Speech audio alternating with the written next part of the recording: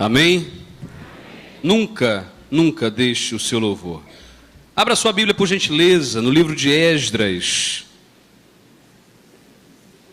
Esdras, capítulo 8. Esdras fica lá no Antigo Testamento. Esdras, capítulo 8. Nós vamos ler os versículos de 21 a 23. Eu peço a gentileza de que você compartilhe a sua Bíblia com quem não tem, para que todos tenham acesso à palavra de Deus.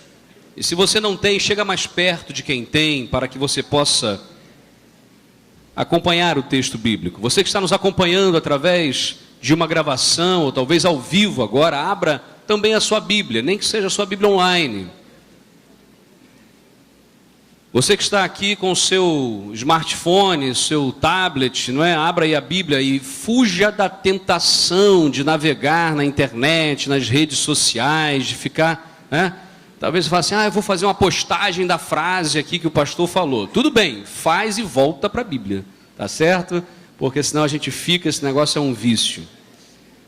Esdras capítulo 8, de 21 a 23. Eu quero compartilhar com você sobre o tema confia em Deus. Você pode repetir comigo? Confia em Deus. Mais uma vez, confia em Deus.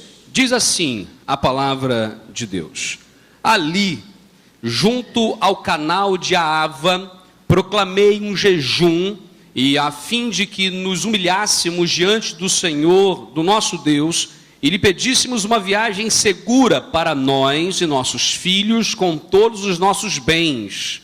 Tive vergonha de pedir soldados e cavaleiros ao rei, para nos protegerem dos inimigos na estrada, pois tínhamos dito ao rei: a mão bondosa de nosso Deus está sobre todos os que o buscam, mas o seu poder e sua ira são contra todos os que o abandonam. Por isso, jejuamos e suplicamos essa bênção ao nosso Deus, e Ele nos atendeu. Feche seus olhos agora em oração. Ó Deus, da mesma forma, Pai, como o Senhor e a Tua poderosa e bondosa mão estava sobre o Teu povo na época de Esdras, que agora o Senhor esteja sobre nós, e que a Tua bondosa mão nos conduza, Pai, a cada dia, porque nós confiamos no Senhor e nunca, ó Deus, esquecemos ou nos afastamos do louvor. E se um dia fizemos, que o Senhor nos restaure e nos traga de volta. Ó Deus, obrigado. Nós oramos em nome de Jesus. Amém, Senhor. Amém. Confia em Deus.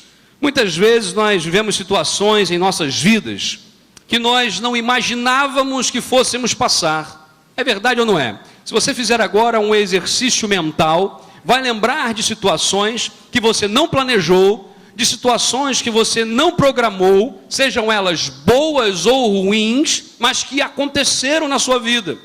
Não estava no planejamento, mas aconteceu, não imaginávamos. Coisas que fogem ao nosso controle, coisas que são impostas a nós, situações que servem para nos desviar, muitas vezes, do foco da vida. Nós saímos daqui, não, Deus, Ele me abençoará, eu sei, em qualquer circunstância, o meu louvor não vai se afastar, perto quero estar do Senhor, e amanhã acontece algo, talvez hoje ainda acontece algo, e nós nos desviamos do foco, perdemos a esperança, na verdade mudamos o rumo, e achamos que a coisa não é bem daquele jeito. Hoje é tempo de confiar em Deus, e no seu poder, e no seu cuidado para aqueles que o amam.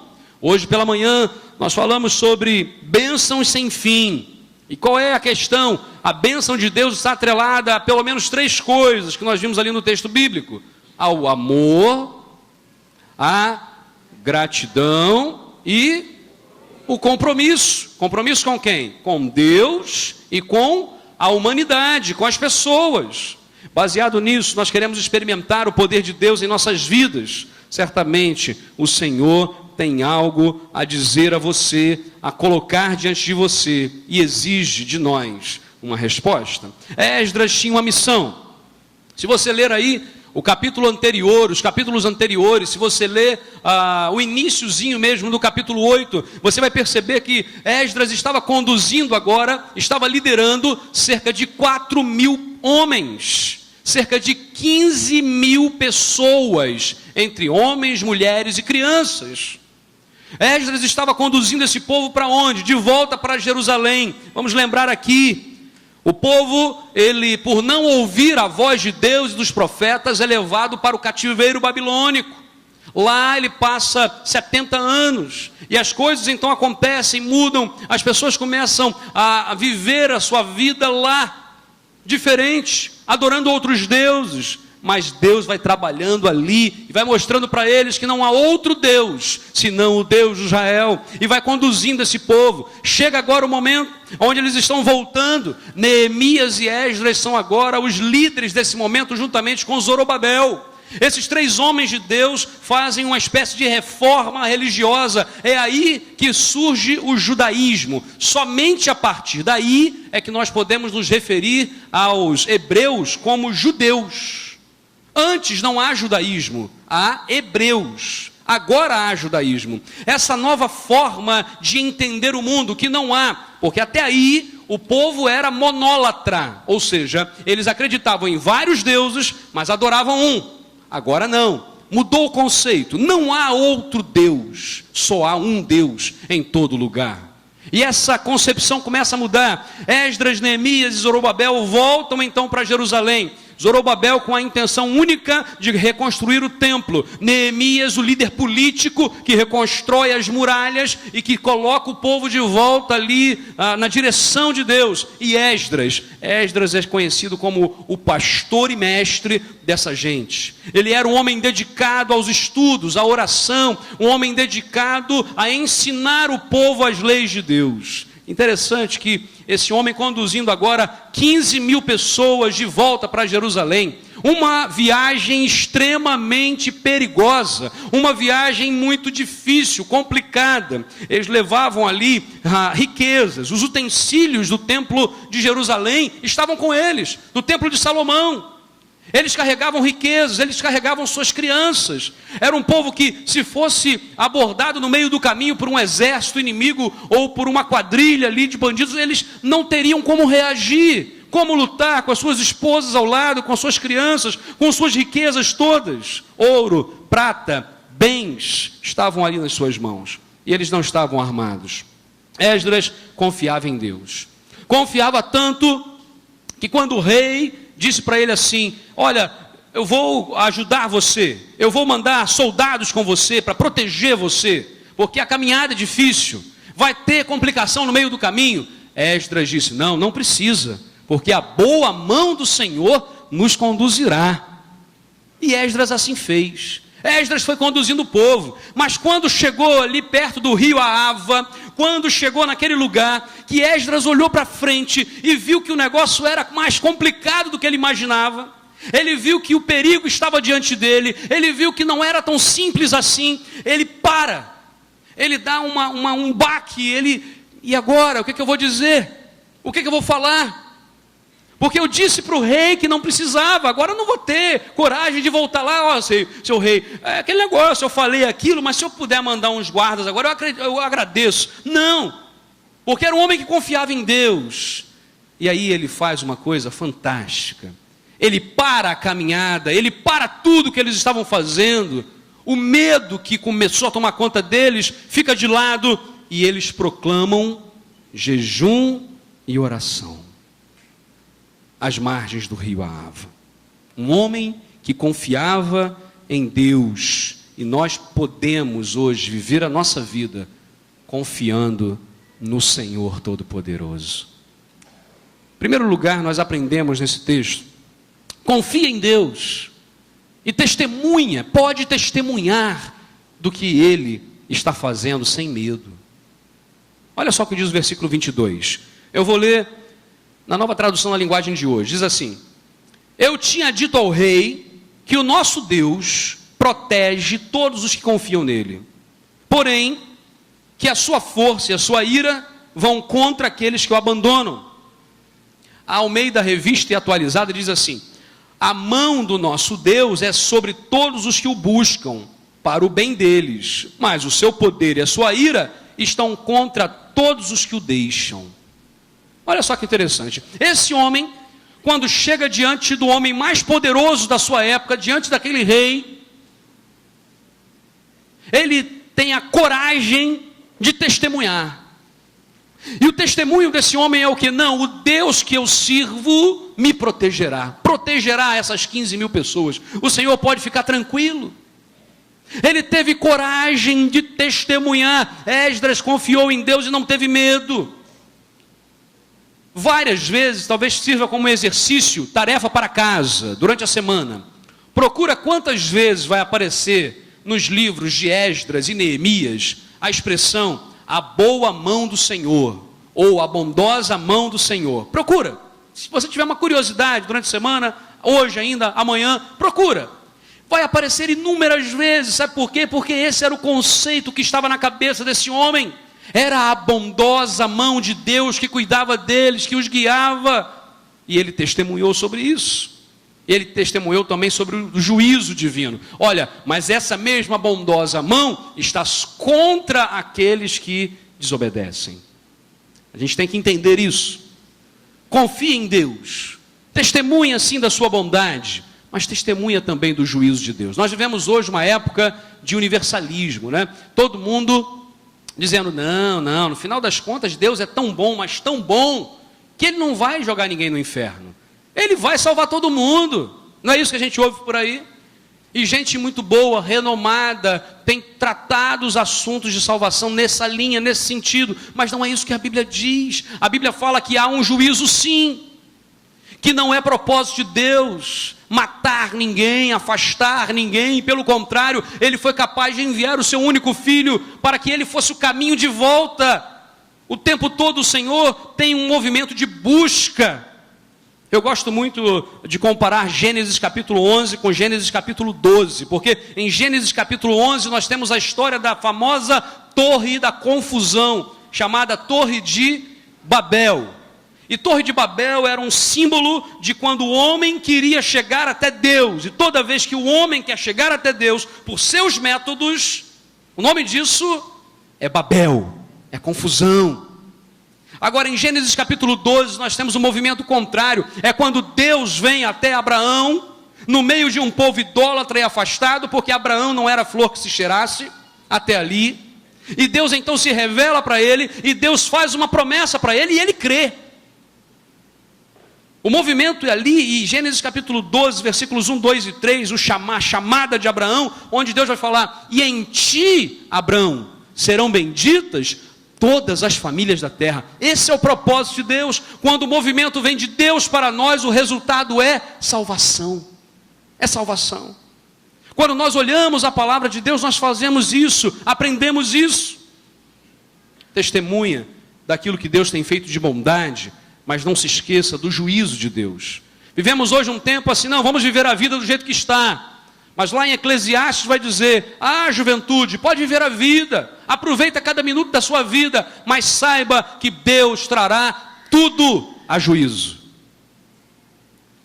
Não é para nós vivermos com medo, Deus não quer que nós vivamos com medo, mas cada vez que pecamos, nós nos afastamos do Senhor, vamos para longe dEle, e se quanto mais perto de Deus há a vida e a luz e a salvação, quanto mais longe a morte, a escuridão. Com certeza o Senhor tem algo muito especial a fazer na sua vida, porque senão você não estaria aqui hoje. Eu quero desafiar você a aproveitar todas as oportunidades da sua vida para falar de Jesus. Não que você seja um crente chato, né? Porque tem crente que é chato pra caramba. Fala fora de hora, coisas que não deve. Sabe aquela coisa assim? Evangelismo, né? Olha, ou você aceita Jesus ou você vai para o inferno. Não é esse tipo de coisa, não é esse tipo de fala, mas é dizer sim com propriedade, com vida, dizendo, o Senhor, a boa mão do Senhor está sobre aqueles que o temem, mas cuidado, porque o juízo de Deus está sobre aqueles que não o temem. A forma de nós falarmos, de compartilharmos o Evangelho, precisa ser baseada no amor. O testemunho é uma das mais poderosas ferramentas que Deus tem usado para converter e restaurar vidas ao longo dos anos. Testemunhar. A gente testemunha muito pouco. Enquanto tanta gente por aí acaba usando o testemunho como uma forma até de ganhar dinheiro, de vida, nós usamos tão pouco. Porque quando nós ouvimos um testemunho do nosso irmão, de uma vitória, ou até de uma luta, porque testemunho nem sempre é sobre vitória, não. Às vezes é sobre luta. Você já ouviu algum testemunho falando sobre derrota, no sentido de que o que eu imaginava não era, Deus mudou tudo e fez de outro jeito? Normalmente a gente não ouve esse tipo de testemunho. Testemunho que a gente ouve é, eu tinha isso e orei e Deus respondeu. E aí você entra em crise, porque as suas orações parece que Deus não responde. Parece que você vai para um caminho e que só você está ali. O testemunho serve para nos falar do relacionamento com Deus. Olha só esse homem aqui chamado Esdras, um homem de Deus. Mas chegou um momento em que ele teve medo, em que ele teve dúvida, em que ele não sabia mais, eu vou adiante, volto atrás, o que eu faço? Eu volto lá para o rei, eu passo vergonha, eu falo com o povo, corro o risco de todo mundo morrer, e a culpa vai ser minha, o que acontece agora? E na dúvida, ele se ajoelha e ora. Quantas vezes na dúvida a gente faz besteira, a gente toma decisões erradas, a gente fala o que não deve, a gente faz o que não deve, e aí depois a gente se arrepende. Fomos chamados por Jesus para sermos suas testemunhas. Faço menção aqui ao Cor Adonai, eles têm essa proposta missionária de levar o evangelho em outros lugares. Que bacana. Qual é o seu ministério? Pastor, mas eu não tenho tempo, eu queria viajar, eu queria levar o evangelho a tantos lugares, tá? E no seu local de trabalho, não tem ninguém que precisa de Jesus? Na sua família, todos já entregaram a vida a Jesus, já têm uma vida íntegra na presença do Senhor? Seus vizinhos todos já conhecem o amor de Deus, já vivem sobre a graça? A gente não precisa ir longe. É bom que vá, porque a ordem missionária de Deus, ali em Atos capítulo 1, versículo 8, é que nós sejamos testemunhas tanto em Jerusalém, como em toda a Judéia e Samaria e até os confins da terra. Ou seja, é tudo junto. Ao mesmo tempo eu estou pregando em Jerusalém, mas também em toda a Judéia, também em toda a Samaria e também nos confins da terra. Nós anunciamos o evangelho às pessoas que estão do nosso lado, mas anunciamos também aqueles que estão no Brasil, aqueles que estão fora do Brasil, aqueles que estão espalhados pelo mundo. Ide por todo mundo e fazei discípulos. Hoje pela manhã eu coloquei essa palavra desafio. Quantos discípulos você tem? Pastor, não tenho nenhum. É hora de ter. Mas como é que eu tenho discípulo? Olha, primeiro, para diante do rio Ahava, se ajoelha e ora e busca na palavra do Senhor. Deus mandará todos os dias, tem alguém esbarrando com você, talvez com outras palavras, mas dizendo assim: me dá uma palavra de esperança, que eu não sei mais o que fazer. É verdade ou não é?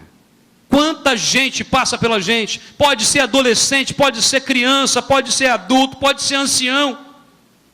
As pessoas vivem um mundo sem esperança, sem justiça, desanimados, não confiando mais em ninguém, e é hora de nós entrarmos com a fala dizendo: confia em Deus, confia em Deus. Mas como é que é esse negócio de confiar em Deus? Vale a pena confiar, vale a pena estar na presença do Senhor. Se você confia em Deus, testemunha de Jesus. Em segundo lugar, confie em Deus e não se deixe corromper ao longo do tempo. Versículo 22. Fiquei com vergonha, vou ler na nova tradução na linguagem de hoje, diz assim: fiquei com vergonha de pedir ao rei uma tropa de soldados da cavalaria para nos render, para nos defender dos nossos inimigos durante a viagem. Na Almeida, revista atualizada, diz assim: tive vergonha de pedir ao rei uma escolta de soldados e cavaleiros para nos defenderem do inimigo pelo caminho, porquanto havíamos dito ao rei: a mão do nosso Deus é. Interessante isso aqui. A lógica de Esdras era simples. Se eu disse ao rei que a boa mão do Senhor é sobre o seu povo que aqui está, agora eu não posso voltar lá com a cara mais lavada do mundo e dizer assim: ó rei, o senhor pode mandar para mim os soldados? O rei ia dizer o que para ele? Ué, mas você não disse aqui, cheio de autoridade na minha frente, de que você confiava nesse deusinho seu? Quantas vezes a gente fala umas coisas e depois não consegue manter? A gente diz: não, o Senhor é a minha força, a minha fortaleza. Amanhã a gente está indo ao contrário. Lá atrás, voltando no tempo aqui de Esdras, na época de Jeremias, por exemplo, na época de Isaías, o povo, ao invés de ouvir o que os profetas estavam dizendo, creia em Deus, confie em Deus, Deus trará a libertação, eles preferiram fazer alianças com o Egito, com o faraó Neco, eles preferiram fazer aliança com a Síria, alianças políticas, alianças humanas, e dizendo assim: agora nós estamos protegidos. E veio a Babilônia e acabou com todo mundo.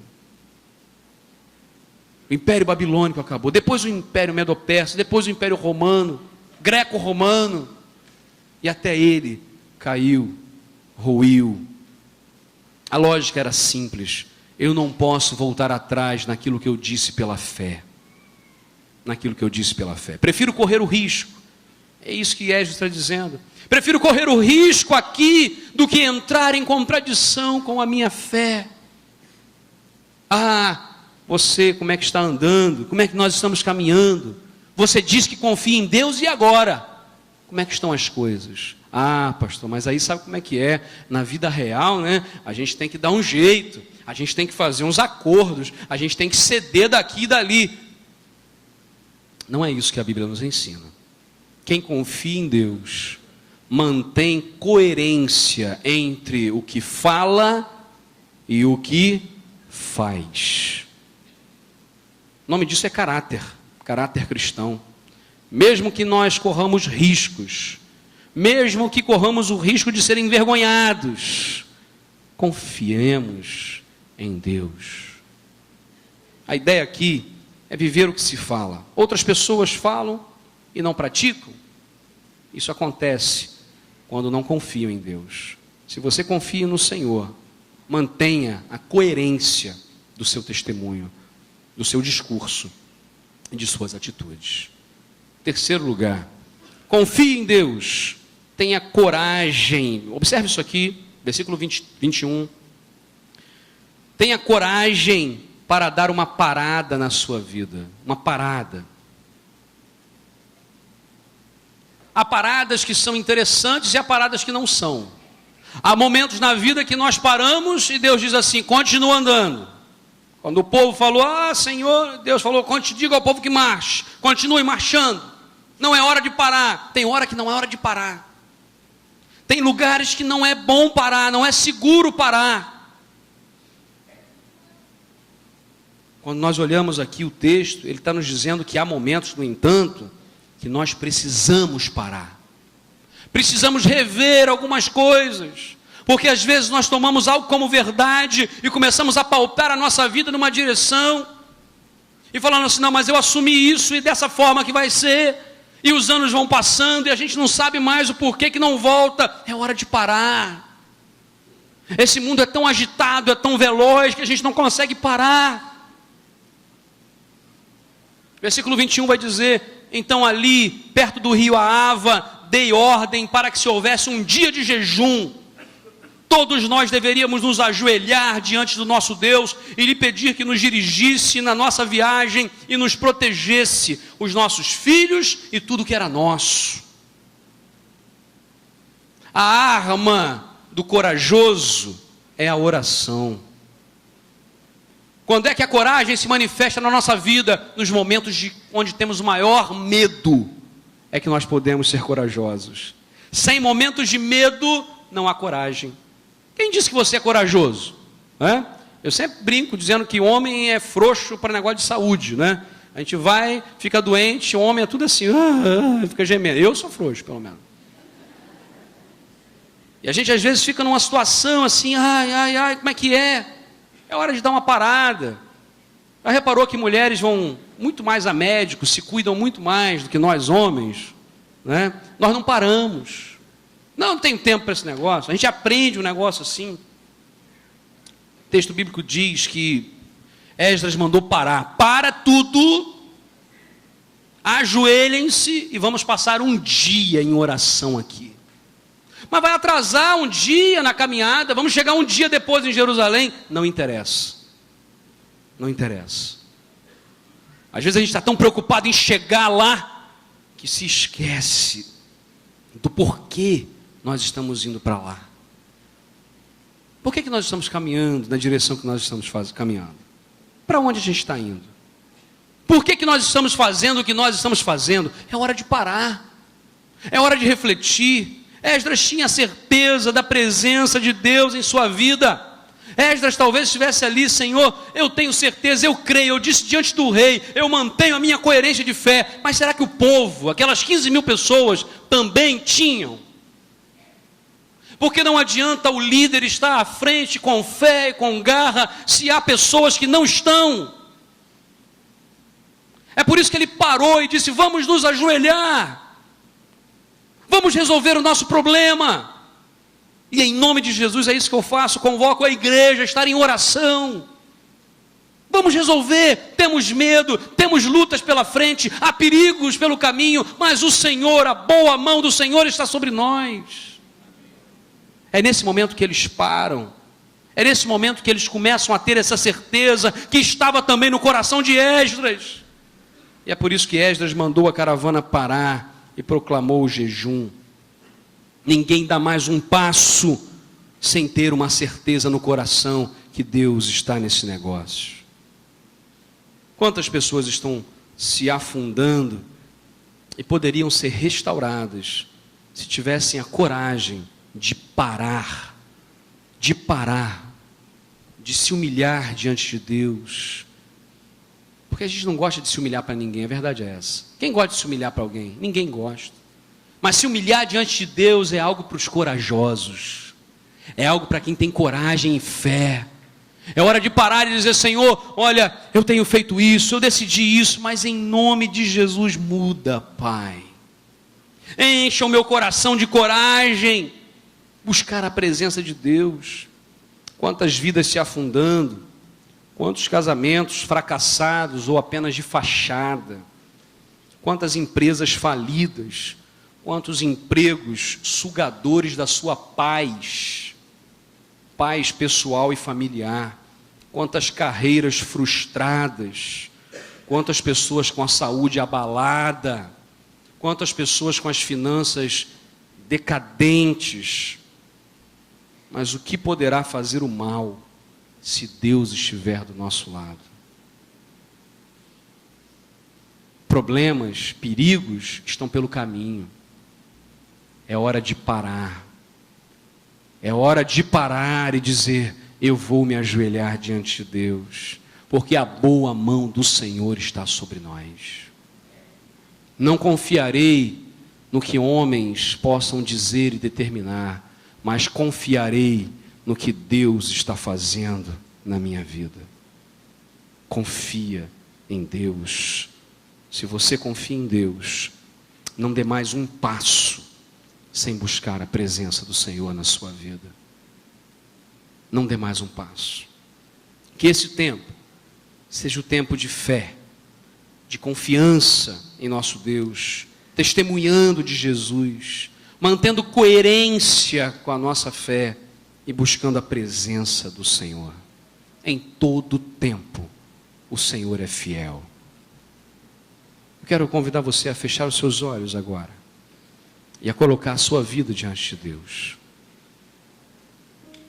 Eu não sei qual é a questão que está no seu coração, talvez dúvidas, talvez incertezas, talvez certezas.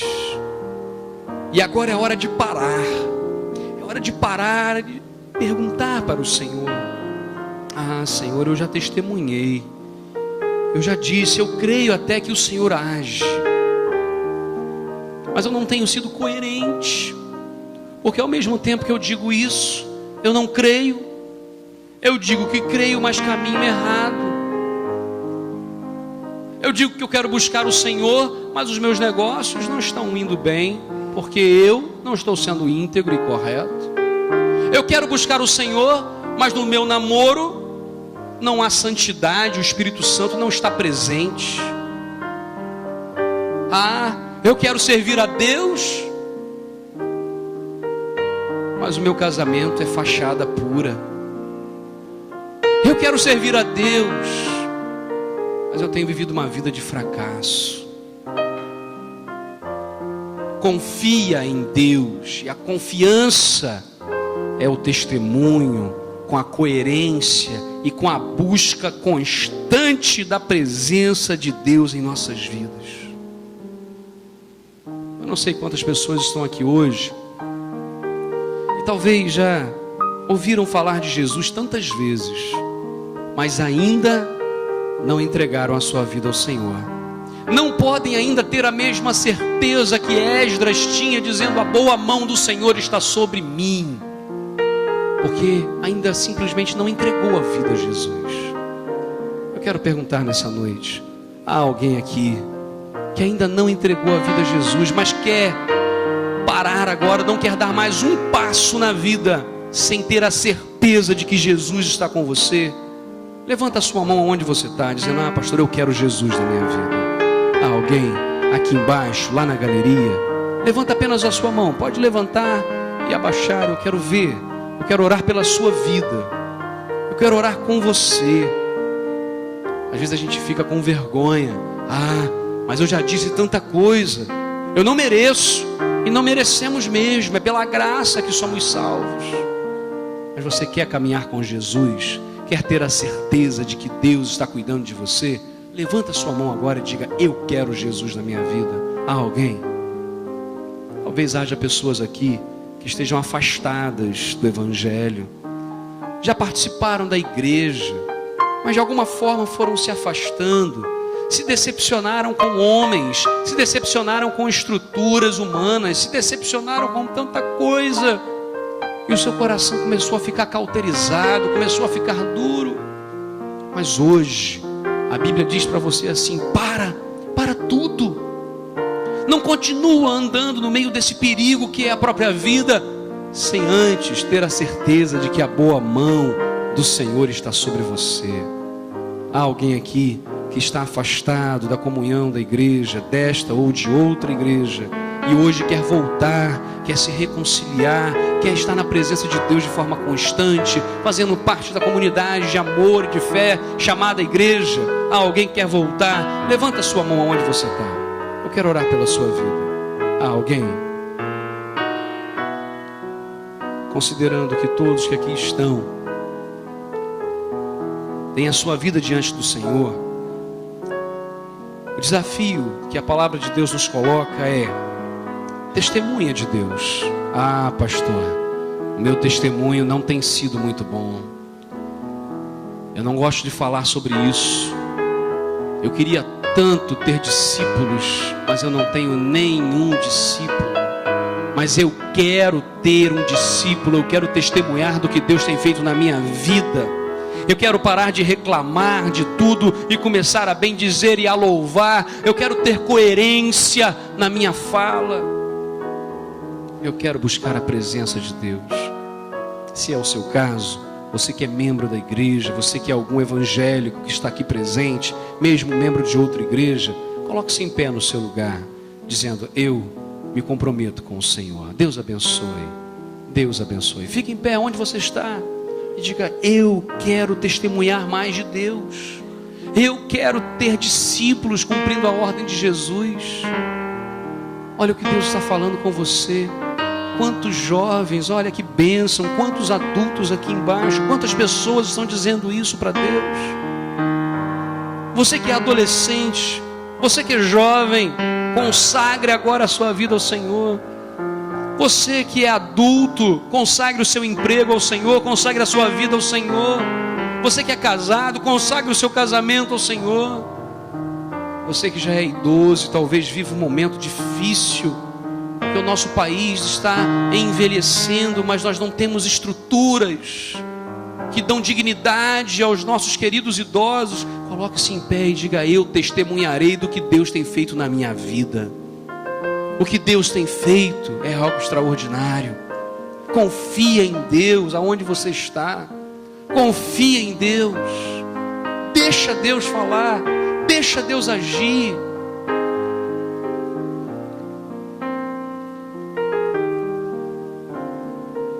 Feche os seus olhos agora. Vamos orar juntos. Meu Deus, obrigado por cada vida que agora está se colocando em pé, Pai. Há um tempo de colheita, mas há um tempo de se cuidar daquilo que se colheu, Pai. Meu Deus, claramente nós percebemos que o Senhor está tratando de nossas vidas, de nossos corações. Pai, como Esdras, nós também temos muito medo, Pai. Por vezes, ó Deus, quando nós tomamos algumas atitudes, algumas ações, e depois quando olhamos a vida, ficamos apavorados. Mas nós queremos manter a coerência da nossa fé, dizendo que a boa mão do Senhor está sobre minha vida, a boa mão do Senhor está sobre aqueles que o temem. E ó Deus, que testemunhemos, que tenhamos, ó Deus, a coerência e que tenhamos a coragem de parar nessa vida corrida para ouvir a Tua voz, para nos prostrarmos diante do Senhor em oração e dizer: Senhor, eu confio, mas faz o meu irmão confiar. Senhor, porque somos o Teu povo, somos a Tua igreja, o remédio para essa nação somos nós. Cura, portanto, nossas feridas, ó Pai, que tenhamos fé para caminhar e dar um passo e de mudar a história da nossa vida, a história da vida da nossa família, da nossa cidade, do nosso país, deste mundo, Pai. Muito obrigado, Senhor, por tudo que o Senhor tem feito nesse dia e continua abençoando o Teu povo, porque nós oramos em nome de Jesus. Amém, Senhor. Coloquemos todos em pé. Cumprimenta a pessoa que está perto de você, em especial você que ficou em pé. Deus te abençoe, Deus te guarde em nome de Jesus. Mas a todos aqui, que a bênção de Deus esteja sobre sua vida e sobre sua família, em nome de Jesus.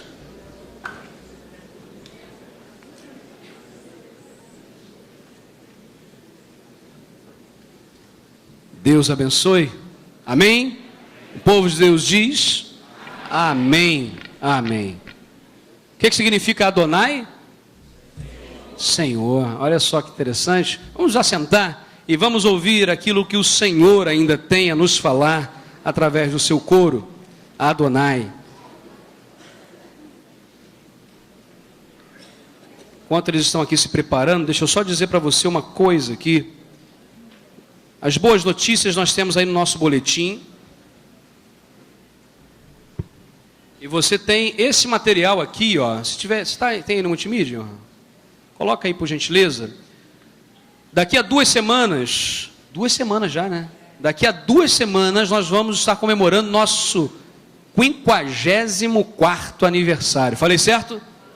50, bonito. Vamos todo mundo falar? 50. Mas tem que fazer careta, senão não vale. Vamos todo mundo? 54º aniversário. Olha só, venha celebrar a Jesus conosco. Você tem alguns cartazes desse aqui, maior. E você tem, cadê o Sérgio? 5.000 desse aqui? 5.000 panfletos desse aqui, que serve também como convite, porque já está escrito: venha celebrar a Jesus conosco. Pegue a quantidade que você vai de fato usar. Por que eu estou falando isso? Porque às vezes a gente pega uns 100 e leva, aí chega na caixa de correio, joga 10 aqui, 10 ali e tal. Não, você vai levar o seguinte: eu vou levar 20, mas eu vou convidar 20 pessoas do meu trabalho, da minha vizinhança, da minha família, e eu vou convidar, ó, espero você, aguardo você, eu vou pegar você junto, a gente vai junto de ônibus, de carro, a pé, mas eu vou junto com você, venha celebrar o nosso aniversário, porque estamos, pela graça de Deus, celebrando esse momento. Que Deus abençoe grandemente a sua vida, e que nós sejamos as maiores bênçãos de Deus a caminhar nessa cidade, nessa semana. Amém? Vamos ouvir o coro Adonai nessa noite ainda, celebrando, louvemos ao Senhor.